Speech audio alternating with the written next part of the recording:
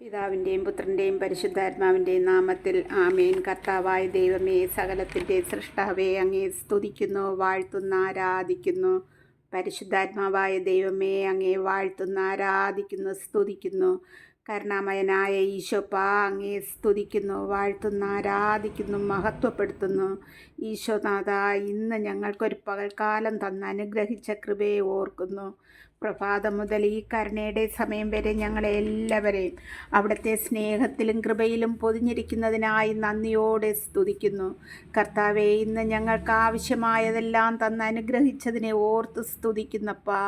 ഈ കരുണയുടെ സമയം ഞങ്ങളെയും മക്കളെയും കുഞ്ഞുമക്കളെയും കർത്താവിൻ്റെ വീണ്ടും വരവ് വരെയുള്ള ഞങ്ങളുടെ തലമുറകളെയും സഹോദരങ്ങളെയും സഹോദര കുടുംബങ്ങളെയും പ്രാർത്ഥനാ സഹായം ചോദിച്ചിരിക്കുന്നവരെയും ഞങ്ങൾ ഓർത്ത് പ്രാർത്ഥിക്കുന്നവരെയും കർത്താവിൻ്റെ പ്രിയപ്പെട്ടവരായിരിക്കുന്ന ധ്യാന ഗുരുക്കന്മാരെയും വൈദികരെയും സന്യസ്തരെയും എന്നെ കേൾക്കുന്ന പ്രിയ സഹോദരങ്ങളെയും അവരുടെ കുടുംബങ്ങളെയും കടൽ പോലെ ഒഴുകുന്ന വറ്റാത്ത സ്നേഹക്കരുണയ്ക്കായി സമർപ്പിക്കുന്നു.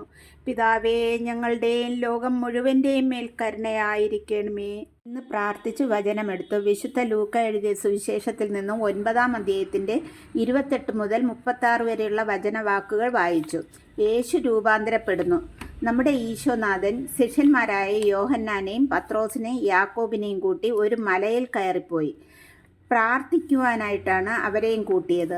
യേശു പ്രാർത്ഥിക്കുന്നത് അവർ കാണുന്നു. യേശു പ്രാർത്ഥിച്ചു കൊണ്ടിരിക്കുമ്പോൾ ഈശോയുടെ മുഖഭാവം മാറുകയും യേശുവിൻ്റെ വസ്ത്രം വെണ്മയുള്ളതായും അവിടെ ഏലിയായും മോശയും യേശുവിനോട് സംസാരിക്കുന്നത് അവർ മഹത്വത്തോടെ കാണപ്പെട്ടു. ഉറക്കം അവരെ പിടിപെട്ടപ്പോഴും ആ 3 ശിഷ്യന്മാരും ഉണർന്നിരുന്നു. അവർ യേശുവിൻ്റെ മഹത്വം കാണുകയായിരുന്നു. 34-ലും 35-ലും പറയുന്നു, പത്രോസ് കർത്താവിനോട് പറയുന്നുണ്ട്, നമ്മൾ ഇവിടെ ആയിരിക്കുന്നത് നല്ലതാണ്. ഞങ്ങൾ 3 കൂടാരം പണിയാം, ഒന്ന് കർത്താവിന്, ഒന്ന് മോശയ്ക്ക്, ഒന്ന് ഏലിയായ്ക്ക്. പത്രോസ് എന്താണ് പറയുന്നതെന്ന് പത്രോസിന് തന്നെ അറിയില്ലായിരുന്നു. എന്നെ കേൾക്കുന്ന പ്രിയ സഹോദരങ്ങളെ, നാം ആരും ഒരു കൂടാരമോ ഒരു സ്വരൂപക്കൂടോ അല്ല പണിയേണ്ടത്. നമ്മുടെ ഹൃദയത്തിൽ ഈശോനാഥൻ വസിക്കണം. വസിക്കുവാനുള്ള കൂടാരം കൂടാക്കി മാറ്റണം. ഒരു മേഘം വന്ന് അവരെ പൊതിയുന്നു. മേഘത്തിനുള്ളിൽ ആയപ്പോൾ ശിഷ്യന്മാർ ഭയപ്പെട്ടു.